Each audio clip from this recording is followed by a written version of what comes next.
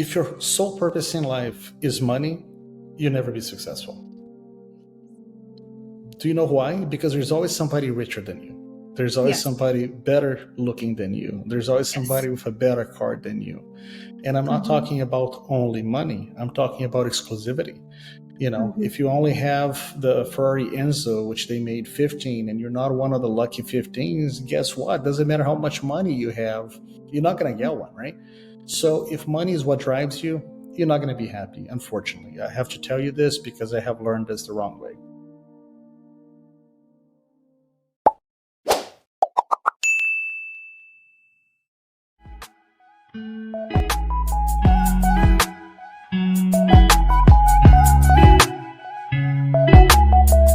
Well, hello there. I'm so excited for this episode. The guest I have on is Wagner, and I've known him for a few years now. I don't even know how many, but I met him through a group of real estate investors and entrepreneurs, and he's amazing. He has 7 companies. He comes from Brazil. We'll have to dive into that because I'm not even sure if he was born and raised there or what the details are. He has a huge project that he's doing an hour away from me that I can't wait to share as well.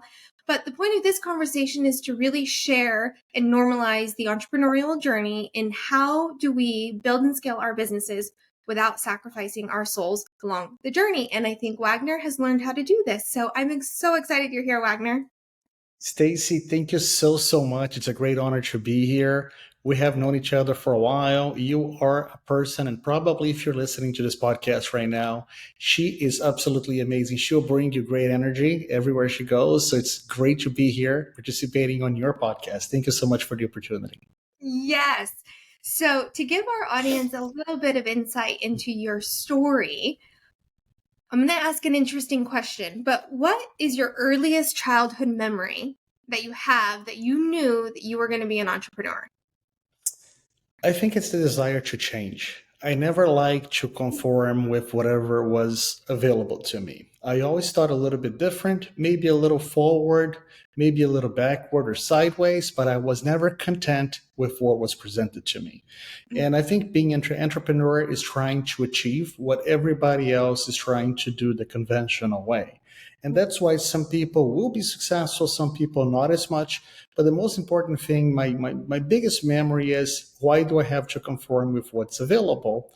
And, I come from an era, I'm not going to tell you my age, but where cell phones were non-existent, right? So we didn't have cell phones. Internet were dial-ups. I mean, AOL and, Orkut. I mean, it was a different time. Maybe if you're young or a millennial, you're not going to know what I'm talking about, but it's just different. So I think my biggest memory is I wasn't really happy with what, the conformity was. And I always wanted to change. And that actually taught me that if I wanted to be successful, and successful doesn't mean money, successful doesn't mean, you having $1 billion or $100 million. It means you're happy with what you're doing. It means you're giving 100% of your heart into a project, and you know that this is how your life is going to be from that moment on. And for me, it was really to break the status quo and to try to do things different. And in collaboration, if I can resume that, is I have tried to do it by myself, and I have failed by trying to do it by myself. Teamwork is the only way to be successful as an entrepreneur. So your desire to do things differently was the launch pad for entrepreneurship. How did you actually deploy that? Because I feel like so many people can see a problem. They can say, I don't like this, I want to do it differently. But bridging that gap from identifying the problem to solving the problem and then recruiting other people to buy the solution is the journey of entrepreneurship. So how did you get yourself from identifying I want to do it differently to actually doing it differently and then capitalizing on it and monetizing it? You know what? It's so funny is, I'm going to probably make a mistake here, but I think the quote it was actually said by Robert Kiyosaki. Everything starts with sales, right? Mm-hmm. And I can only say what I believe and what I actually dream of. So for me to sell something, I really got to buy it. First, I'm a buyer, and then, do I really want this? And if the answer is yes, then I can sell it. The second thing is, it's not until I failed, and not in a big way, that I know that I'm not good at everything. Mm-hmm. So you have to build your strengths in the assets that you have that are really assets, and not, areas where you're going to be weak. What do I mean? I love to, control all the finances, but I'm not a CPA. I don't know what the tax breaks are or what the rules are. So I surround myself with people that are smarter than me. And I think the biggest thing is, at a very young age, it's very easy for you to think that you are great at what you do until you meet people that are greater than you. So, Mm-hmm. humbleness. I think the way to attract great talent and to be successful is to be humble. Ask for help, ask for assistance, admit that you made a mistake, and people try to help you. So, a lot of my mistakes in life were actually prevented, or I was actually helped because I was humble enough to admit that I did not succeed at the first time and I needed assistance. So that's how my life started, it, especially in real estate. I started actually doing a lot of hospitality work about 22 years ago. And we were actually doing supplies and management and becoming the owner's rep of Hard Rock Hotel and Casinos and Borgata and the Trump Tower in Atlantic City. So dealing with very large groups at a very young age taught me that responsibility, accountability, honesty is definitely something that is going to differentiate you from everybody else. Mm-hmm. My kids, it's funny that we were talking about this because my kids just came to me and they were talking about, Daddy, can you tell me a secret of how to be successful? I'm like, sure. I'm going to tell you the biggest secret: be honest. And they're like, so how you're telling me to be honest is the biggest secret that nobody wants to tell? I says, yes, because people will want to do business with you. If you are honest, if you tell the truth, if you deliver bad news as well as that will make you different. That will make you unique. It's going to make you a unicorn in the market. And that's what I have practiced. We don't succeed Mm-hmm. every time, Stacy, but we always stand behind our clients and we always try to do the right thing. Oh, yes. Mistakes are part of the journey. And being honest, even through the mistakes. I think Ken McElroy says the quickest way to build trust is to deliver bad news quickly. And 100%. so I'm curious because, and this is going a layer deeper, is sometimes I love, in order to be successful, to be honest. I have found in my own personal journey and with the entrepreneurs I work with, you can be honest about, oh, this deal didn't work out, or I have to have this cash call, or, mistakes in that regard. But then there's also, as leaders, we have blind spots. We have things that maybe we don't see and we're not aware of. And it can come across as that maybe we're being dishonest, but in some ways we're being dishonest to ourselves because we aren't aware of it. Has that shaped any of your leadership journey or your entrepreneurial journey at all? Is like really getting in touch with who you are outside of what you do so you can be more authentic? 100%. I think authenticity is definitely the way to go. And I think admitting your mistakes. So it's not that you are trying to be deceiving or being dishonest, it's admitting, hey guys, I did not foresee this to happen. I trusted this person where the information was provided this way. And I trusted this person, and unfortunately, that didn't work out. Yes. So, trusting people is not a disadvantage. You just have to own up to it. Mm-hmm. Yeah, I just read a book called Trust by Dr. Henry Cloud, and it's phenomenal. I used to think of trust as an on-off switch, and now I feel like there's a whole anatomy to trust I didn't even understand, and learning how to trust myself better and then trust the people that I align with better.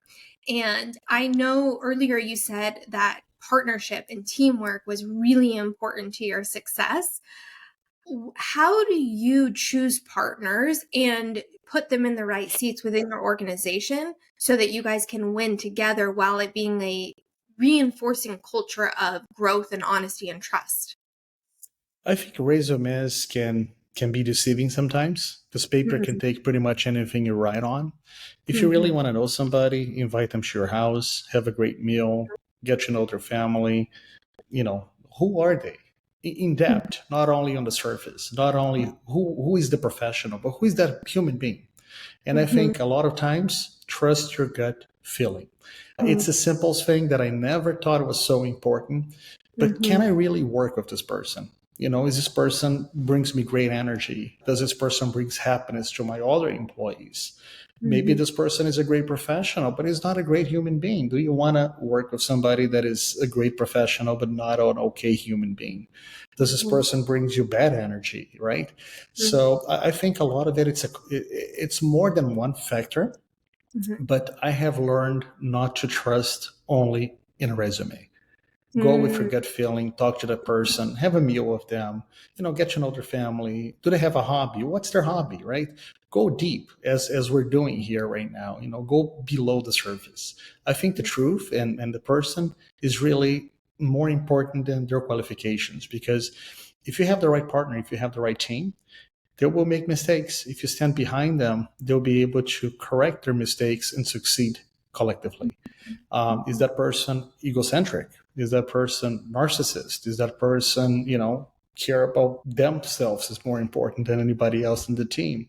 So I think Mhm. you learn how to pick little things that when a person is humble, when it's a team player, when the person has a good heart and has a good intention, I think that's, for me, it's the most important. Qualifications are definitely important, but can I work and be happy with that person? I think Mhm. ultimately is that simple. Mhm. So when you were younger and you were learning how to go on this entrepreneurial journey, I think there's a lot of wisdom. I was just having a conversation with Tom Wheelwright on Saturday, and we were talking about the biggest mistakes we've made in business is not listening to our gut. And now we put such a high value on listening to our gut because of not listening to it. Yeah. And I'm curious how much of that journey was true for you also. And also, how do you know if it's your gut instinct or if it's your or previous programming? Like, how do you decipher your gut response? I made enough mistakes, and what I'm going to have to tell you today is you don't learn from anybody else's mistakes, unfortunately. My mom always told me, please listen to me, don't do that, don't do this, and you will listen, and a lot of time it's going to prevent you from making mistakes or a great friend, but you will learn when you're going through difficult times in life. And that's when your gut feeling starts being important. Mm-hmm. Trust me, you're not going to make every right decision. Your gut feeling, maybe he's going to be wrong sometimes, which is okay. I rather be presently surprised and admit that I was wrong about somebody than Mm-hmm. actually the other way around. I always wanted to be positively surprised. Mm-hmm. Gut feeling is very simple. You just feel it. There's no telling. Don't listen to anyone. Mm-hmm. Of course, validate. Who is that person? Who do you know? Can I get a reference? Where have you worked? Can I talk to your previous boss? How have you Mm-hmm. left your previous employment, right? Did you give them notice? Were you a person that worked well with other teammates? But most important, I think gut feeling is really what you feel. And I think at a very young age, you don't have the right or you don't have the wisdom to listen to yourself. But as you get older, I think your body tells you, your mind, your spouse. There's so many factors. And let me tell you, we men, we are okay, but women are so amazing by being sensitive. So, guys, listen to the woman. They're usually always right. Well, the I think a superpower of the feminine is intuition. I think there is just this inner gut knowing if something's off or not. And then I think something that the masculine brings is it validates the feminine with logic. And and then there are moments where you have a gut instinct and it doesn't make any sense and you only know it in hindsight. And I'm sure you've experienced that with your wife. No, we can't buy this house. We have to buy this one. And then six Exactly. months, 12 months later, it's like, oh, I know why we had to be in this house.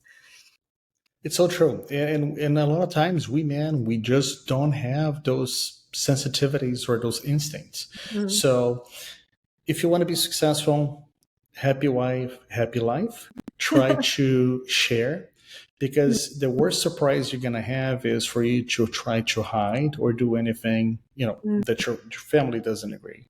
And a Mm-hmm. lot of times you will give up opportunities, you'll give up friendships, but that's because you're growing, right?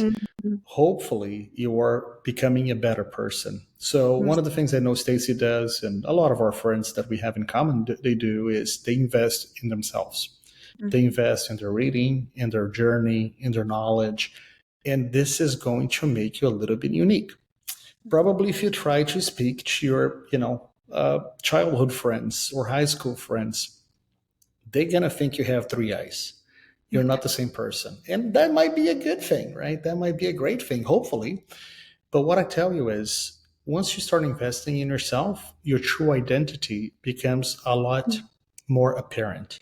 Your Mm, instincts become a lot clearer, and your mm, values become a lot more important than just the profit. mm. You're saying so much wisdom that you can really only share if you've been through it. I think money isn't enough. It challenges your identity. Relationships and family are critical, yet sometimes you're right. We just hold it all in and we do it ourselves and don't include people that could influence us in such deep, meaningful, honest ways. I'm curious, like, what were your big moment changing choices that you learned this? Because this is like, these are big lessons. I think it's by going through tough times, right? September 11 was a moment that really changed my life, not in a bad way, unfortunately. I really, fortunately for me, but unfortunately for a lot of people that have lost loved ones, I think that's a moment that you really start valuing. Oh my God, I mean, what just happened here? That was a moment that I really brought me sense to reality, right? I think every one of us that knows that we're in the US back then, you know what you were doing on September 11th. That was a moment that like really brought me a sense of reality. You know, what's happening here? You know, this is not just a dream. It's happening. People are dying. So my sense of, you know, becoming a member of my community and becoming part of something bigger, that was really a big click for me. The second thing is when you have to say goodbye to a loved one. Hopefully, not a lot of people have done this yet, but when you have to wish you had said more and Mm, you can remember what you have said and how important what it was when you lose somebody you love, that's a moment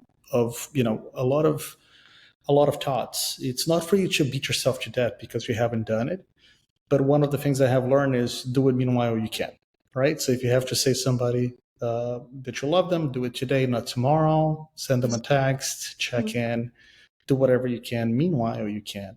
But the biggest lessons I have learned is when you have to say goodbye to a partner, for example, because people change. There's sometimes there's nothing wrong. You know, your interests are no longer aligned, or you're in different stages of your life, or maybe the person wants to retire and you wanted to keep going, or maybe you want to slow down. You know, and the person still has 100 mile an hour speed, and that happens. But yes. that's when you realize who you're becoming. You know, be the person that you want to become.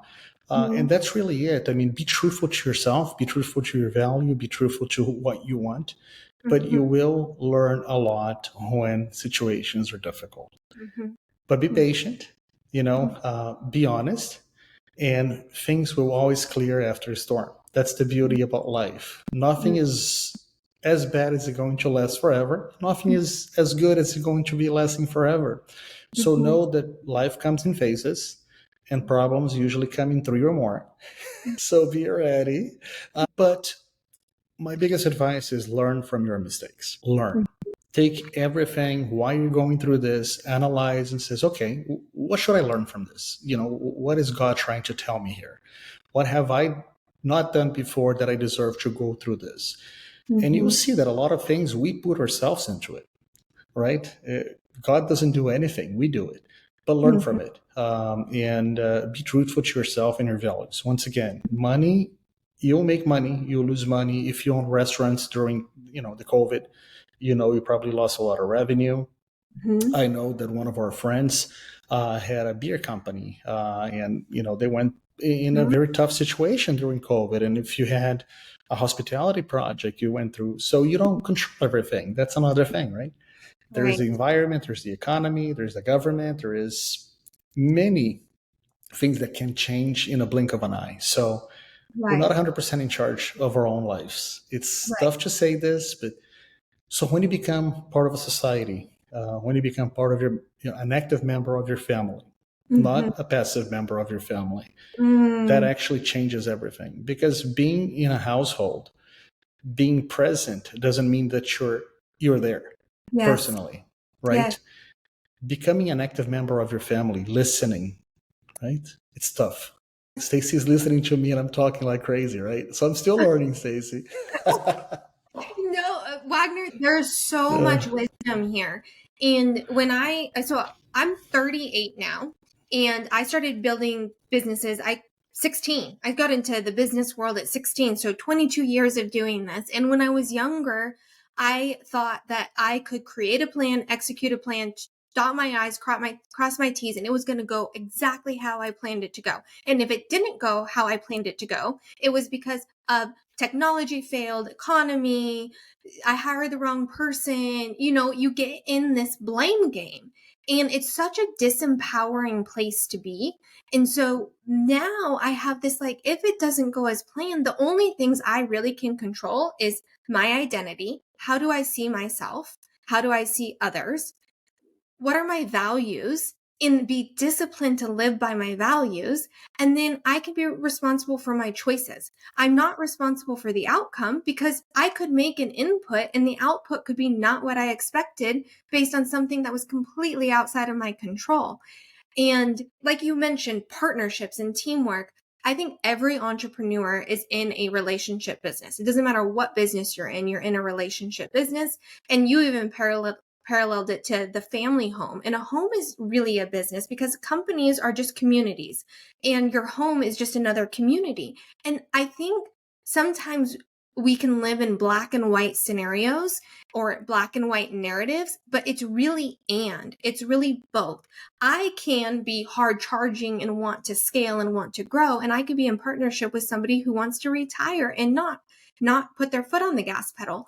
It's them wanting to retire is not a bad thing, and me wanting to go is not a bad thing. They're just misaligned.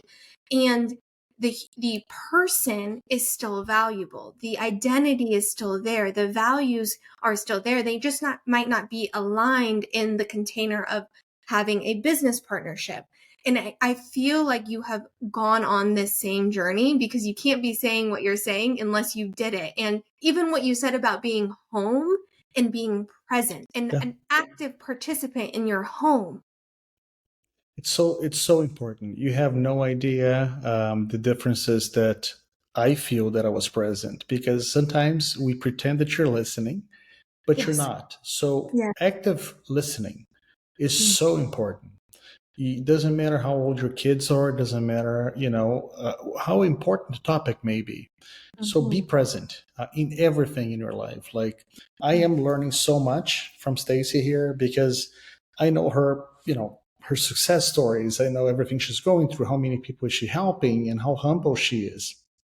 But I Mm-hmm. also know that she had to go through a lot of tough phases, personally, and everybody does. So you are the person that you want to become, but you have to admit and be humble enough to say, hey, I made a mistake. I want to fix this.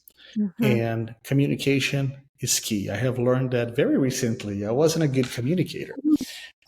I can talk a lot, doesn't mean you're communicating, right? Yeah. Talking doesn't mean you're communicating. Listening, active listening, it makes a whole world of difference. Yeah. So when you are, especially in a personal relationship, hey, tell me what I have done wrong. Hey, you have done this I didn't like. I'm like, okay, yeah, I did that, and I'm sorry. I didn't know it meant something, this Mhm. important to you. So become an active listener. Yeah. And if you learn from your mistakes, you're going to become a better person. If you don't, you're going to repeat them and make them again. As simple as that. And eventually you're going to get the lesson. And if you don't, you're going to alienate everybody that could possibly help you in achieving what you want.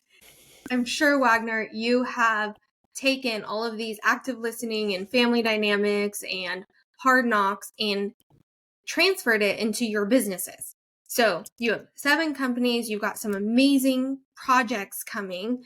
How has all of these hard knock lessons changed you as a leader? I used to think when I was younger that a leader is strong. A leader is charging. A leader is somebody that is superior and stronger in a way, maybe like a gladiator per se. Mhm. Nothing can knock me down. I'm here to stay, and Yeah. I'm going to charge at you stronger than what you charge at me. I'm going to be a market leader if you want it or not. And I think what has changed me is, okay, I'm not better than anybody else.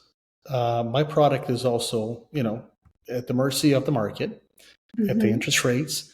How can I become more active and participant in a bigger group of smarter people? So I Mhm. have learned to become a smaller fish in a bigger aquarium. Mhm. So when you sit down with people that are more successful than you, richer than you, more wiser than you learn that for you to be successful, you got to be humble. And for you to learn, you got to listen. And for you to Mhm. make a difference, you got to in charge and empower your team. What do I mean? Sometimes I was in a cruise ship and this guy just came to tell a story. I met somebody that, from Royal Caribbean was a top executive. And a lot of times they used to use collars for luggage, right? So imagine how many bags there is in a cruise ship. And they used to be, okay, blue, light blue, dark blue, green. And then one of the person that was cleaning the office after it heard the conversation. They're like, why don't you do numbers? And it's such a simple, so if you are on floor number one, then you can do the colors and numbers. But a lot of the ideas doesn't come from people that are the smartest one in the room. Doesn't mean that the cleaning lady or the cleaning guy is less smart than anybody else. But Mhm. looking at your business from an outside perspective always will give you the right perspective. Sometimes we think we don't make mistakes. Our project is the most successful. Our presentation is the best. Our marketing team is the best. But try to take a look from the outside. Try to look from an Mhm. outside perspective and share your presentations with people that actually are in the same industry. Very recently happened to me.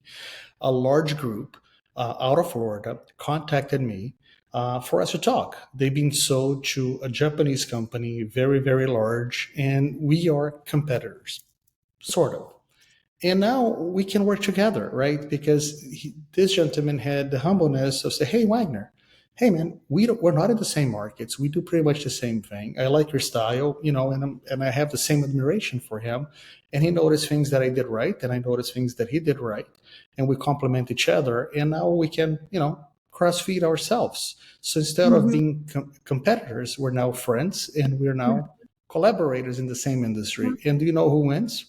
All of us, Mhm. me, him, the client, the market, because we're improving. So do Mhm. never think that everything you do is perfect. There's always room for improvement. You're also bringing in the difference between an abundance mindset and a scarcity mindset. Yeah, abundance means you have to share. It's simple as Mm. that. A lot of times, and if you guys haven't done this, try this. The biggest gift is for the person that gives, not the person that receives.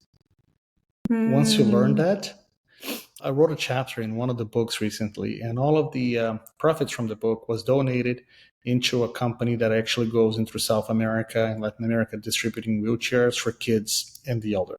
You have no idea how powerful it is for you to watch the videos of those people receiving those wheelchairs. Oh, yeah. And I was questioning myself. I'm like, who is it happier? Am I happier that I was able to contribute to that person and really change their lives? Or are they Yeah. happier than me because they're receiving that wheelchair? And the Yeah. question is, I think it was me because I never thought I could actually help somebody in such a deep way of moving around, how the most simple tasks on a daily basis that they didn't have the means to purchase a wheelchair. And, but I never thought I was going to be able to live that. So don't think that, everything that you do is too big or too small. Just go for it. Trust your gut feeling once again and have an abundant mindset. A lot of what's going Mhm. to come to you is what you put out there. Whatever what you Yes. put out there, maybe a little bit will come back. So put more out than what you actually expect to receive. Don't expect anything. Things are going to come Mhm. your way. Now, there's always this seeding process. If you seed a good seed, the good is going to come back. If you see bad, it's going to come back to you. It's Mhm. all, you cannot plant watermelons and, and get oranges. So Mhm. life is Yes. simple. We complicate Yes. it. And you were even able to be a blessing in that way because you were disciplined in your business and disciplined with your money and disciplined with your habits to be able to have an overflow of wealth that you then can give back. So that really goes into being an entrepreneur that is more mission minded than money motivated. And because at some point, 100%. money is not enough. Mm-hmm. Money, if your sole purpose in life is money, you'll never be successful. Do you know why? Because there's always somebody richer than you. There's always Yes. somebody better looking than you. There's always Yes. somebody with a better card than you.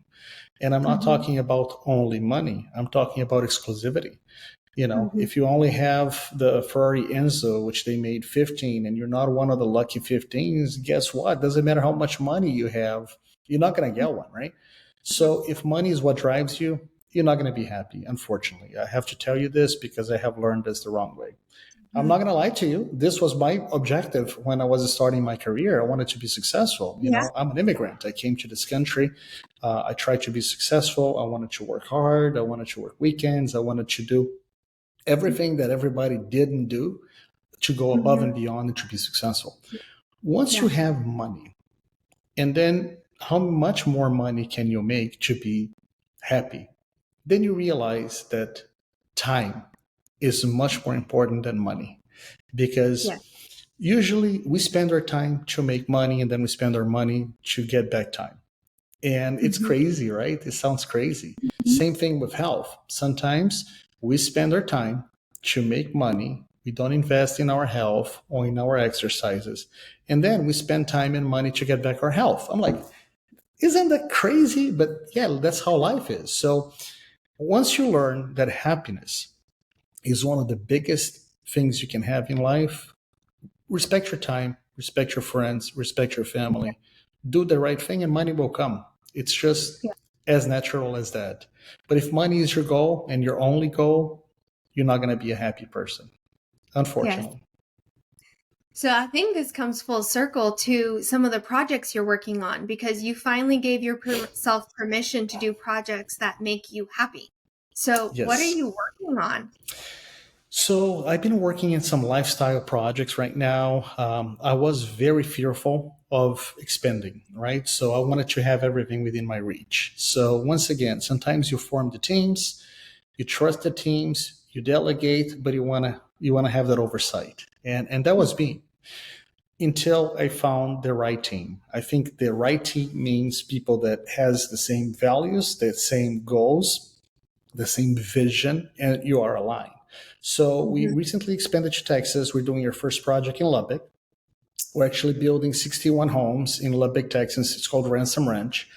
And then we met a group from Mexico that actually has a lifestyle project, which is they already been in business since 2014, and it is a winery within houses. There's also a hospitality component, but a lot of people like golf, a lot of people like planes, and there is communities right now that can offer you golf courses. You can live on a golf course, or you can live in a flying community.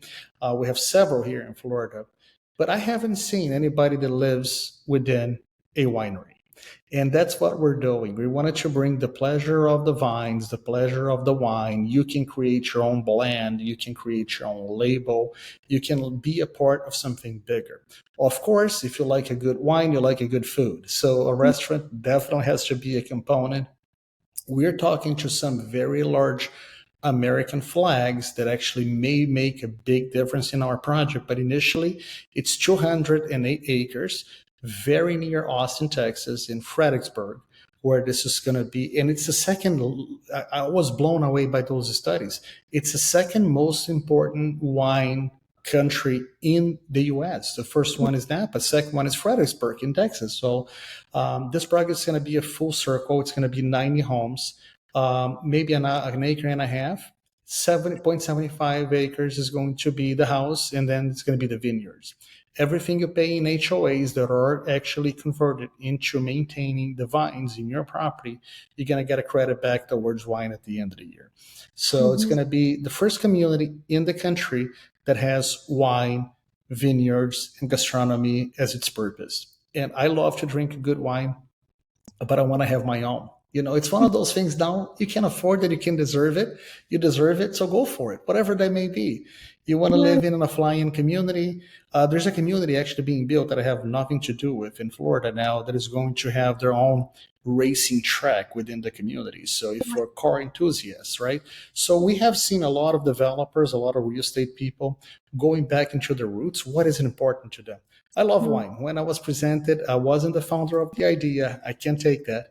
But once I was presented with the opportunity, I'm like, I love this. And I had to go to Mexico to experience. Once you experience what that may be, it's amazing.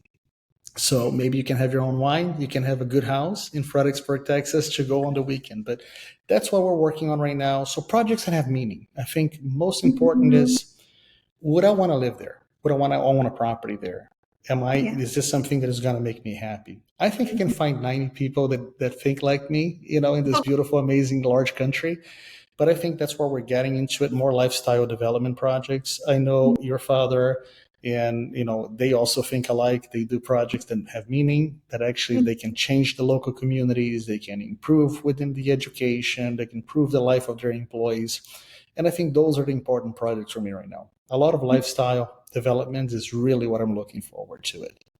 I am secretly super stoked about this. I guess now publicly super stoked about this because I live in Austin, Texas. So this is right in my backyard. And I don't know if you know this, Wagner, but my grandfather, my mom's dad, had a winery growing up. And Really? No.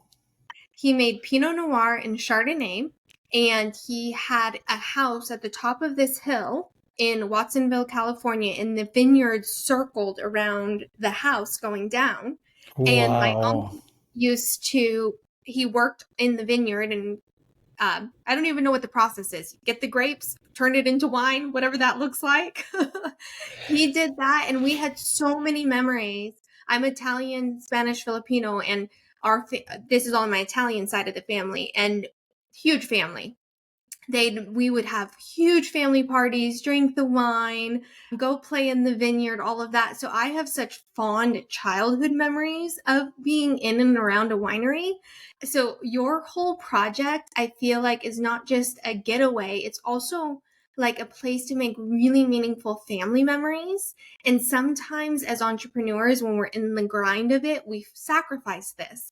And so it feels like you're bringing a little bit of the business and family, you said it, lifestyle, bringing it all together. And I Yep. guess I could just put a stamp of approval on it because that was a huge part of my upbringing. See, that's amazing. I didn't know that. So now you can have the Staci Gray wine Yeah. back again. Why not? You can call it whatever you want. But most important thing, guys, is do what you love. When you do what you love, it's gonna have meaning. It's gonna have truthful. It's gonna have transparency, and people are going to buy the idea just like you did. So believe in something that really makes a difference in your life. That's my advice. If you're looking to get into real estate or whatever you do in life, do something you love. Don't be miserable. Don't go out to work. When you I think it was Henry Ford that said, when you do something you like, you never work again another day in your life. And that's true. So, yes, you're going to have tough moments, but when you love something and you're able to do it, it's just so magical. So, stay within your lane. And another thing I have to tell you, Stacy, and to a lot of the listeners is try to find a hobby. Try to find a hobby that you can disconnect. For me, that's motorcycle. I love motorcycles. I went to Alaska on my motorcycle. Try to treat yourself with your own time. Mhm. Hobbies are so important for you to, release your stress, Yeah. to connect with yourself, to have your own time. Yes. I love family trips. Sometimes you need your own time. If Mhm. you're a serious entrepreneur, if you like, business like we do, if you work hard, long hours, try to treat yourself with your hobby. If you don't have one, find one. You will need to unwind. And that is something so important. That Yeah. really changed my life. Yeah. When, I tried so many hobbies, but when you find a hobby that you like, you're going to become so much more productive. Sometimes you have to take a couple of days off and just unwind. And a lot of my decisions, usually the best ones at least, happen naturally when you're not thinking about it. Yes. Oh my goodness. I have hobbies, and sometimes I catch myself, and I don't know if you've done this. It's like, "Oh my gosh, this hobby's amazing. Let me see how I can turn it into a business." And then I'm like, "No, we're not doing that because it's going to take everything I love out of this thing that gets me to escape the business." Even though I love my business, the hobby is a place to rest my soul.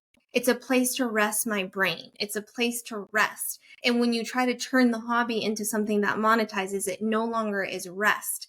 And 100%. one of the things that I have discovered in my hard charging entrepreneurial journey is how important rest is, and then what rest really means to me. Because rest for me isn't, watching a movie and sitting on the couch. That actually doesn't make me feel rested. It gives me anxiety. It makes me feel like I am just not moving, not doing anything. For me, rest is like no screens, no technology, out in nature with, the wind in my hair and the birds chirping. That for me rests my soul. And it sounds like you found that same thing in motorcycles. 100%. I mean, you being a part of nature, you Mhm. respecting nature, you having the different smells, the different, Mhm. topographies and mountains and, oceans. And it's so magical. I mean, so Mhm. whatever may be for you, maybe you're a guy just like Elon Musk, you want to go to space. Who cares? Whatever your hobby may be, just go Yeah. for it. Have something that you respect and that is going to take care of you, because a lot of people that, especially very successful entrepreneurs, they have serious burnouts, they have serious mental fatigue issues, they have serious out of the box concerns that sometimes could be released through hobbies. So if you are a serious entrepreneur, work on your soul, work on your hobbies, work on yourself. Yeah. Don't go, 24 hours a day, 7 days a week, all the time. Make Mhm. sure you respect your body, respect your mind, respect your soul, because that's how you're going to live long. Because it doesn't matter if you're successful and you're a great entrepreneur, but you have a short lifespan, right? Yes. If we made $1 million tomorrow, but we didn't wake up tomorrow, the $1 million isn't worth it. So So really true. integrated as leaders and humans in our pursuit is so powerful. Yeah, it is so true. And there's a big joke too that I did on another podcast that we recorded it. So I'm gonna try to do it to the listener so to bring perspective. I think Stacy just she knows the answer. But basically, is this, Stacy? If I gave you $10 million tomorrow, how would you feel? What would you do? I don't know that I would do anything different. Yeah. A lot of people, they say, well, I'm going to buy a house, or I'm going to buy a plane, or I'm going to help my mom, or I'm going to open up a Yeah. foundation. There's many things you can do with the money. But if the condition of me giving you that money means that you're not going to wake up tomorrow morning, would you take the money or not? Yeah, exactly. So Exactly. this is where people make the mistake. They think that they work to become rich Mhm. and successful. But if you had all that money for one day, but you didn't have life, Right. would you give up all that money? And a lot of people say yes. So your whole purpose in life is not the money. Yeah. It's not the money, Mhm. right? So realign and reevaluate your values and your goals. That's the Mhm. advice that I have for you. If I could leave you with something that is really powerful, is make exercises, read books where Mhm. you're going to identify your true self. Mhm. Because money is important. Let's not pretend here, that Yeah. is not. You have to pay bills, you have to live, you have to eat. Your family needs you. Mhm. But most important is, don't become a slave of the money, right? Robert Kiyosaki says really well on the rat race. Don't become a rat on the race, Mhm. write your own Yeah. destiny. And money is definitely not the ultimate goal. Mhm. And I know folks could be listening and be like, well, that's easy to say if you have money. And I will just share, I have made a ton of money and lost everything and then made more. And I learned in the losing. was on a podcast earlier today that I was interviewed on, and they said, "What changed your relationship with money?" And I said, "Losing everything. Losing it all Yeah. changed me." And it was the best thing that could have ever happened, because I realized my identity was not money.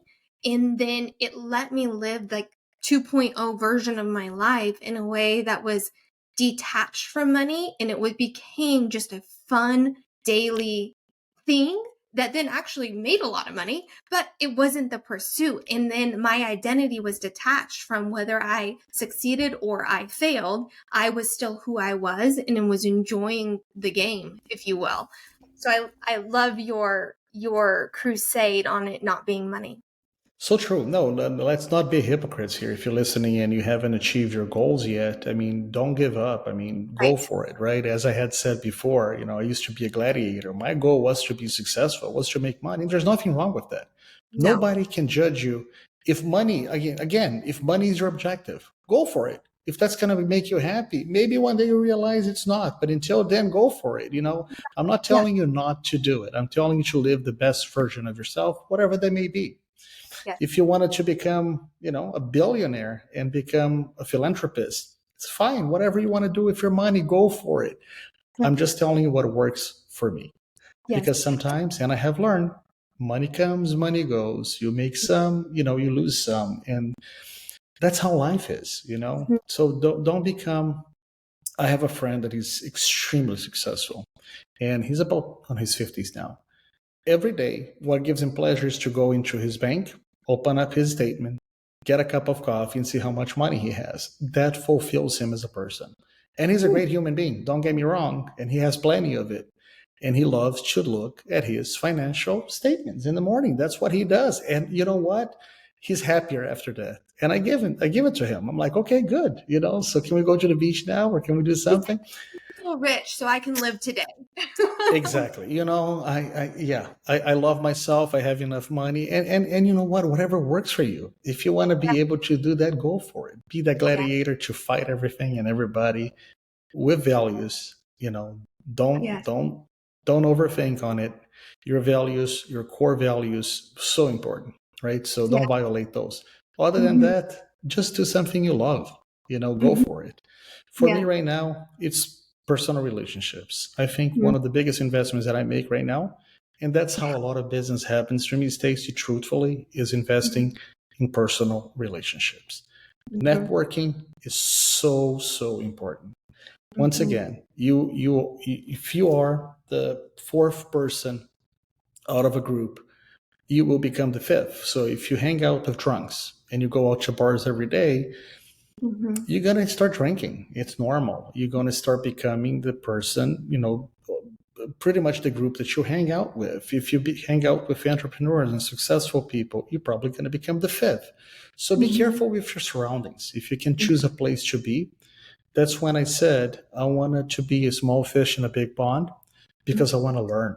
I'm thirsty Yeah. for learning. I'm thirsty for Mhm. relationships. People that I can give me one word of wisdom and change my life. And it has happened a lot of times in a lot of different groups. So be Mhm. open to it. Don't think you are it. Don't think you're Yeah. the best because, we're only here for a very short period of time. Life is Mhm. too short. Have fun. Enjoy it. Yes. Speaking of learning, I share that in common. And I don't know why anybody would not want to learn how they could connect with you, because you are just wonderful. So, where can people find you? Stacy, I think my Instagram is the easiest way. It's wagnernolasco.official. That's my Instagram. Or if you want to go to my website as well, it's wagnernolasco.com. I cannot thank you enough, Stacy, for being such an amazing person, such, Mhm. and to have always that smile and be able to change so many lives through your journey. I think everything you touch becomes gold. And just because Mhm. of how much love you put into everything you do. So thank you for being that special person.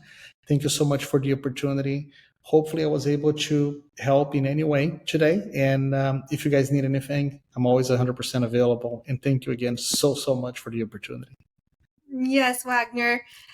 We will put all of his information in the show notes, and definitely go connect with him because he's doing amazing things. And if you're into wine, which I am, and into travel, which I also am, definitely checked out the projects he's involved in. And of course, remember, as you're building and scaling your businesses, stay rooted while you get shit done, because you cannot sacrifice your soul in your pursuit of money, because you need to be able to bring your happiness with you. So we're rooting for you, and thank you. Thank you so much, guys.